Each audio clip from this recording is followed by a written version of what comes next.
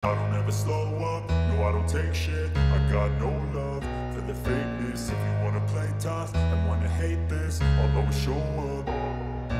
I don't ever slow up, no I don't take shit. Alex Rins kecewa, pengembangan motor YZR-M1 versi Fabio Quartararo makin gak jelas. Dulu dikenal sebagai motor terbaik di tikungan, Yamaha YZR-M1 saat ini justru sulit menikung dan memberi masalah ampam untuk Fabio Quartararo dan Alex Rins. Baik Quartararo dan Rins sama-sama bergulat dengan YZR-M1 yang berat saat diajak menikung pada balapan 25 lap di sirkuit Jerez. Setelah penampilan heroik pada sprint Race hari Sabtu, di mana Quartararo naik dari P23 ke P3, kemudian diturunkan karena penalti tekanan ban, pembalap Prancis itu hanya mampu berada di P13 sebelum turun menjadi P15 karena masalah ampam. Saya tidak berhasil mendapatkan start yang sama seperti kemarin, kata Quartararo. Kami mempunyai masalah dengan grip belakang, dan kemudian motor menjadi sangat melelahkan secara fisik untuk dikendarai. Saya merasakan sakit di lengan saya, ampam karena saya mengerem terlalu keras, dan 10 lap terakhir saya tidak bisa mengerem lagi, jadi saya harus melambat. Itu adalah balapan yang sangat sulit, menurut saya. Kami kehilangan banyak hal pada grip belakang dan belokan, jadi mudah-mudahan pada tes besok kami bisa mengubahnya. Saya tidak mengharapkan sebuah langkah besar, tapi mudah-mudahan kami menemukan peningkatan agar bisa merasa lebih baik dengan motornya dan menjadi lebih cepat. Sementara Quartararo menderita ampam saat memimpin di Jerez pada tahun 2021, sehingga memicu operasi. Rins mengungkapkan bahwa dia telah menjalani ampam sejak balapan pertama dengan M1 di Qatar. Namun, Rins bisa menjaga kecepatannya dan mewarisi posisi ke-13 dari Quartararo. Memulai dari posisi terakhir tidaklah mudah, namun kami melakukan start yang lebih baik dari kemarin. Saya memulihkan beberapa posisi, dan kemudian saya berada di belakang Fabio hampir sepanjang balapan, kata Rins. Lalu saya melihat ia mulai kesulitan, dengan ampam, sama seperti saya, dan saya mampu mengejarnya dan menyalipnya. Yang pasti ini bukan hasil yang kami inginkan, tapi balapan ini penting bagi kami karena kami mengambil banyak informasi. Untuk besok, kami memiliki banyak item untuk dicoba.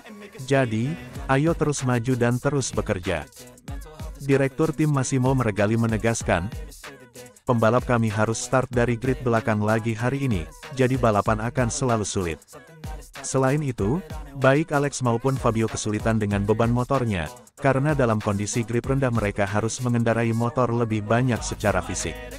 Di trek ini Anda harus banyak menggunakan throttle dan rem tanpa istirahat, jadi ini membuat balapan ini semakin menuntut bagi mereka. Itu adalah kesulitan besar bagi mereka untuk mengatur sepertiga terakhir jarak balapan. Jelas masih banyak pekerjaan yang harus dilakukan untuk kami, jadi sangat menyenangkan bahwa kami memiliki hari tes besok dan seluruh data balapan di akhir pekan yang dapat kami manfaatkan dengan baik. Kami punya banyak item baru untuk dicoba, tapi kami harus memprioritaskan komponen yang paling vital, yaitu aerodinamis, sasis yang diperbarui, dan beberapa pengaturan elektronik. Selain itu, Alex Rins minta pihak Yamaha untuk merekrut pembalap penguji yang tahu persis arah pengembangan mesin YZR-M1 mode kencang akselerasi seperti Jorge Lorenzo maupun Valentino Rossi, karena Alex Rins merasa bahwa YZR-M1 versi sekarang sudah kehilangan arah.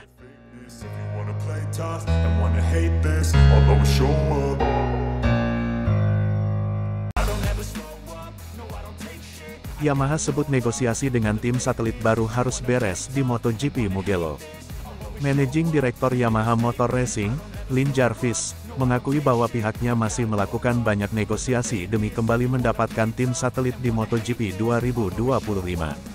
Seri Italia di sirkuit Mugello pada 31 Mei 2 Juni tahun 2024 nanti akan jadi tenggat waktu untuk penentuannya. Selama berlaga di MotoGP dengan tim pabrikan seutuhnya, Yamaha selalu memiliki tim satelit, sampai akhirnya ditinggalkan RNF Racing pada 2023. Alhasil, kini mereka hanya berlaga dengan 2 pembalap. Hal ini menghambat pengembangan motor YZR-M1 akibat minimnya data yang dikumpulkan. Jelas kami berniat kembali menurunkan 4 motor sesegera mungkin. Tak hanya untuk mengumpulkan data demi tampil kompetitif, melainkan juga memiliki data yang sama dari para pembalap demi mengembangkan motor. Punya 2 motor saja jelas adalah kekurangan. Jadi, Kami masih mengusahakannya, ujar Jarvis. Diskusi masih berjalan, masih bersifat rahasia. Yamaha pun dikabarkan melakoni negosiasi dengan dua tim independen, yang sama-sama masih bernaung di Ducati. Yang pertama adalah tim milik duta mereka sendiri, Valentino Rossi, yakni Pertamina Enduro VR46 Racing Team. Yang kedua adalah tim satelit utama Ducati, Prima Pramac Racing. Jelas banyak diskusi yang sedang dijalankan. Semua masih rahasia, sehingga saya belum bisa mengatakan apa-apa. Satu-satunya hal yang bisa saya katakan hanyalah rencana kami masih sama. Kami optimistis bisa mendapatkan tim satelit dalam waktu dekat. Namun, Anda dan kami sama-sama masih harus menunggu lebih lama, ungkap Jarvis. Jarvis menyatakan bahwa pihaknya masih santai saja dalam menjalani diskusi-diskusi ini. Namun, ia juga berharap bahwa kepastian soal tim satelit bisa didapatkan di seri Italia, yakni seri kandang Pramac dan VR46, dan juga seri kandang Yamaha Motor Racing, yang bermarkas di Brno di Lesmo. Sudah harus tahu investasi dan budget pada Juni. Tidak ada tenggat waktu yang benar-benar pasti soal ini. Tidak ada aturan kapan kami harus memastikannya. Namun, saya rasa paling lambat di Mugello.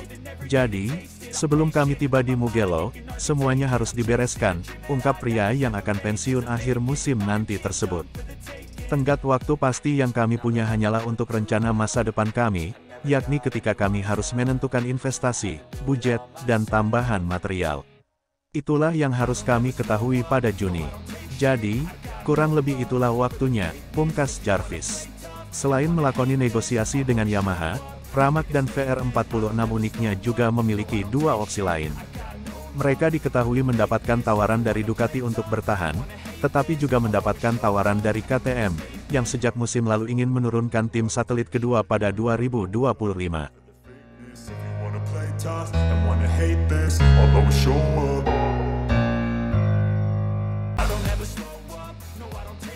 Rins ungkap tes krusial untuk Yamaha di Barcelona. Alex Rins mengatakan bahwa Yamaha akan melakukan tes di Catalunya dengan pembalap penguji Cal Crutchlow. Setelah program pengujian di Portimao yang dirusak oleh cuaca buruk, dan akhir pekan yang sulit, Alex Rins mengatakan tes Catalunya yang dijalani Cal Crutchlow akan sangat krusial bagi Yamaha.